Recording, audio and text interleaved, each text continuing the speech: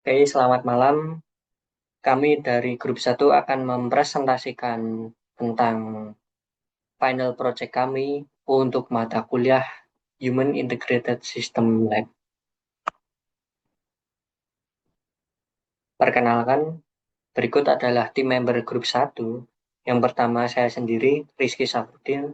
Lalu ada teman nomor 2 berikutnya, yakni Aryananda Putra. Yang ketiga ada Vigo Dewandra. Yang keempat ada Aji Satria Pribadi. Lalu yang kelima ada Hafid Ahmadi. Memasuki slide yang pertama, Introduction. Penelitian ini bertujuan menganalisis dampak metode manual terhadap keselamatan dan efisiensi kerja di PT XYZ. Kami akan mengidentifikasikan resiko spesifik yang timbul dari beban berlebih dan menghitung kerugian waktu produksi. Analisis ini akan menjadi dasar untuk perumusan solusi yang efektif.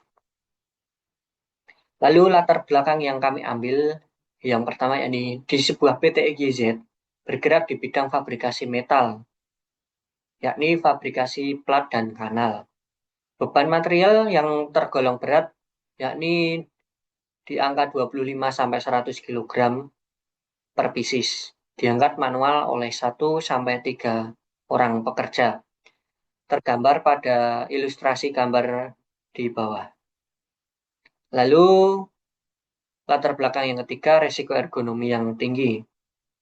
Melihat dari beban yang cukup berat dan juga jumlah pekerja yang terbatas, akan memungkinkan seorang pekerja beberapa pekerja mengalami cedera punggung, terkilir, dan MSDS. Lalu yang keempat, efisiensi kerja yang rendah karena terjadi bottleneck pada proses produksi, dikarenakan proses handling material yang manual.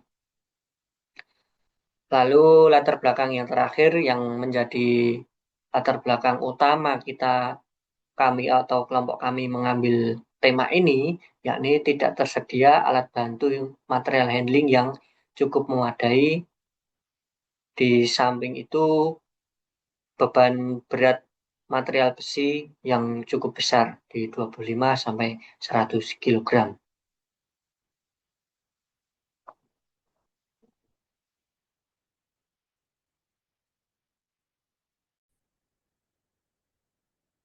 Perkenalkan, nama saya Aji Satria Pribadi. Pada kesempatan kali ini saya akan menjelaskan terkait tujuan penelitian dan metodologinya. Tujuan penelitian kali ini ada tiga. Yang pertama adalah fatigue, yang kedua adalah antropometri, yang ketiga adalah workload. Untuk fatigue, tujuannya adalah mengurangi tingkat kelelahan pekerja yang melakukan pengangkatan material secara manual.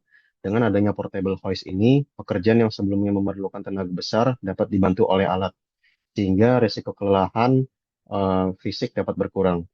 Kemudian yang kedua adalah antropometri, yaitu melakukan perancangan portable host yang mendukung dan sesuai dengan ukuran tubuh pekerja. Hal ini bertujuan agar desain alat ergonomis, aman, dan nyaman digunakan oleh pekerja dengan berbagai ukuran tubuh. Kemudian yang ketiga itu adalah workload. Dengan menghitung beban kerja yang mengacu pada pertama itu ada denyut jantung, kemudian ada konsumsi energi, yang ketiga ada waktu istirahat. Eh, Ketiga hal ini penting untuk memastikan beban kerja berada dalam batas aman sesuai dengan standar kesehatan kerja.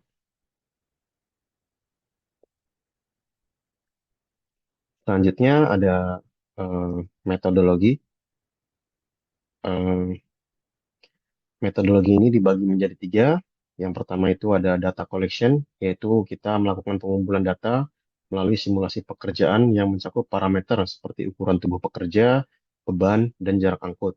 Kemudian tujuan dari data collection ini adalah mendapatkan data awal yang akan digunakan untuk analisis lebih lanjut. Selanjutnya ada bagian analisis data. Ini ada analisis antropometri, yaitu untuk memastikan desain portable hoist sesuai dengan ukuran tubuh pengguna sehingga ergonomis. Lalu ada revise NIOSH lifting equation, yaitu menghitung lifting index atau LI pada skenario pengangkatan manual untuk menilai tingkat risiko kerja terhadap cedera. Yang ketiga itu ada perhitungan konsumsi energi, yaitu kita mengevaluasi beban kerja fisik pekerja dan memvalidasi apakah pekerjaan termasuk kategori berat atau tidak.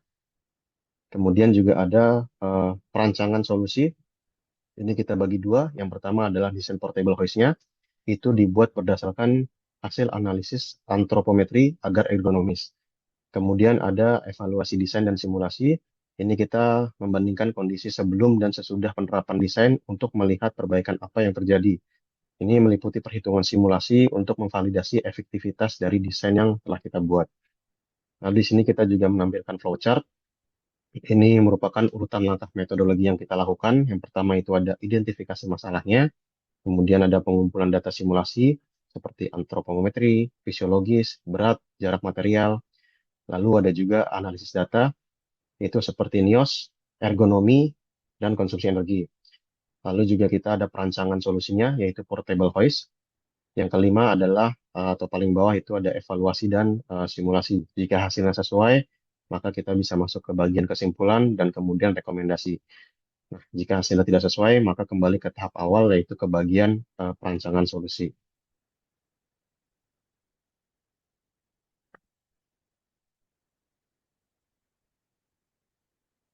Perkenalkan, nama saya Hafid Ahmadi. Di sini saya akan melanjutkan tentang data analisis antropometri. Seperti yang kita ketahui, kami telah melakukan pengukuran terhadap 3 orang petugas yang bertugas di PT XYZ dengan masing-masing tinggi badan 165 cm, 160 cm, dan 172 cm. Dari data tinggi badan ini kami melakukan 36 kali percobaan untuk pengukuran antropometri tubuh dan 18 kali percobaan untuk antropometri tangan.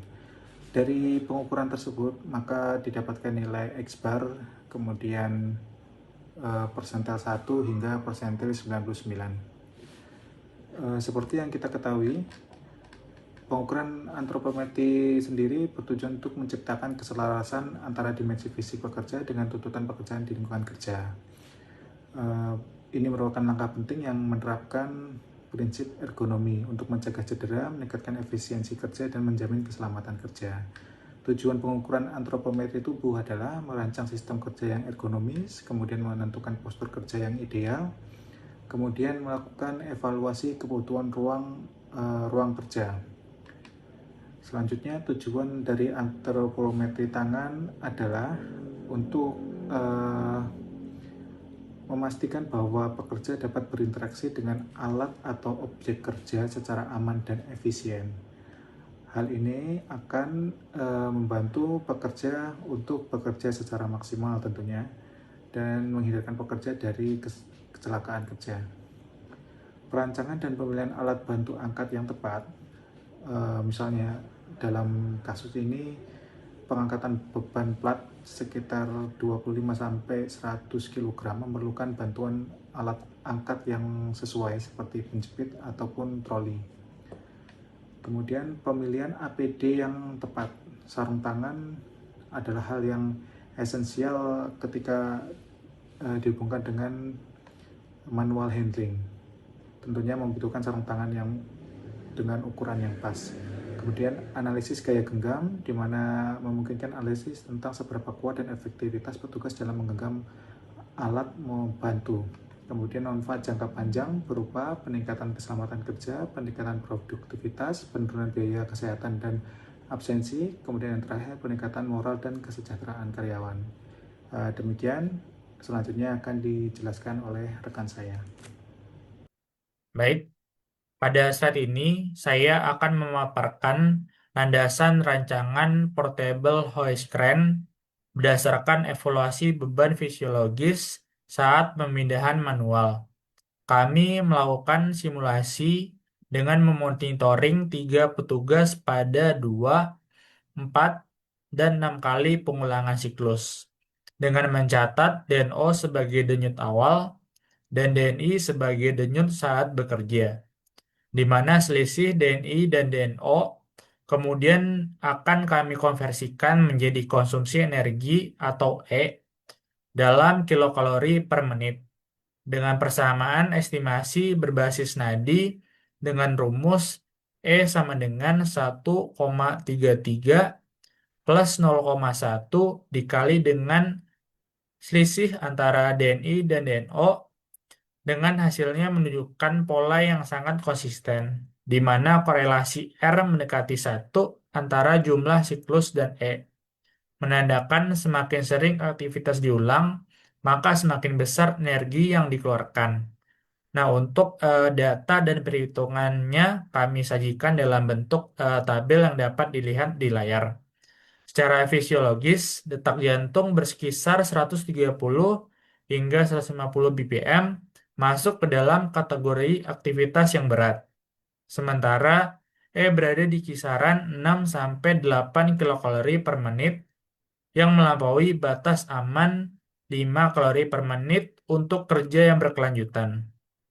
Temuan ini mengindikasikan bahwa resiko kelelahan, penurunan performa, serta potensi cedera muskuloskeletal akibat beban angkat yang berulang. Atas dasar tersebutlah, kami mengusulkan penerapan portable hoist crane untuk memindahkan komponen angkat dari tubuh pekerja ke alat, sehingga beban fisik berubah menjadi tugas mengarahkan dan mendorong yang relatif lebih ringan. Secara desain, alat ini diharapkan menurunkan konsumsi energi hingga kurang lebih sama dengan 5 kilokalori per menit, menstabilkan denyut jantung di zona kerja yang sedang, dan menjaga konsistensi waktu siklus tanpa mengorbankan produktivitas. Assalamualaikum warahmatullahi wabarakatuh. Nama saya Vigo Dewandra Hendratmoko dari grup HIS Laboratorium, grup nomor 1. Di sini saya akan menjelaskan final project kami bagian desain. Nah, perancangan desain yang kita buat yaitu adalah portable hoist crane, yang mana berdasarkan data analisa antropometri dan data analisa fatigue and energy consumption menyatakan bahwa pekerjaan yang dilakukan di PT XYZ untuk pengangkatan material secara manual itu dinilai tidak aman karena secara energy consumption dia melebihi batas aman, dan untuk ekonomi juga tidak aman untuk para pekerja. Jadi kita membuat desain hoist crane dengan eh, data yang sudah diberikan, yaitu yang penting untuk desain portable hoist ini kita sesuaikan agar tuas kendali atau remote control itu berada pada ketinggian sekitar 105 cm dari lantai, sesuai dengan tinggi siku berdiri rata-rata para pekerja. Lalu untuk kerennya sendiri dibuat dengan besi kanal dan menggunakan SWL atau Safety Work Load sebesar 2000 kg, yaitu sekitar 10 kali lipat safety factor dari beban kerja eh, beban material yang sering diangkat di PT XYZ. Sekian presentasi dari saya, akan dilanjutkan oleh rekan saya.